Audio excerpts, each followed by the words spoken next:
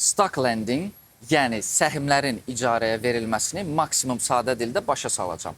Bu videonu çəkməyimdə kömək edən izləyicilərim Könül xanım və Fərrux bəyə ayrıca təşəkkür edirəm.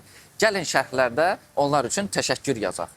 Azərbaycanda maşınları çox sevirlər. Ona görə də təsəvvür edin belə bir vəziyyət. Sizin Toyota Prius avtomobiliniz var. Özünüzə daha böyük maşın almışsınız və Prius həyətdə boş-boş dayanıb. Bomba ideyaları olan dostunuz gəlib sizə deyir ki, bu maşını mənə ver, istifadə edim. Mən də sənə hər gün üçün pul ödəyim. Siz də razılaşırsınız. Amma həmin dost maşını sürmək üçün deyil. O başqa fikir üçün götürür onu. Düşünür ki, yaxın vaxtlarda Prius'un qiyməti ciddi şəkildə düşəcək. Ona görə də maşını dərhal 10.000 manata satır. Bir müddət sonra doğrudan da bazarda vəziyyət dəyişir və köhnə Prius'ların qiyməti kəskin düşür. Həmin Prius artıq 6.000 manatdır.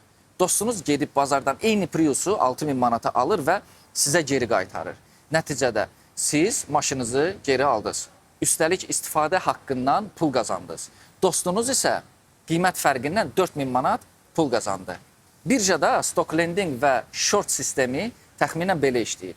Sizin səhmləri müvəqqəti icarəyə götürürlər, bazarda satırlar və sonra ümid edirlər ki, daha ucuz qiymətə geri alacaqlar. Əgər qiymət düşərsə, trader fərqdən qazanc əldə edir. Siz isə səhmlərinizi icarəyə verdiyinizə görə komissiya qazanırsınız.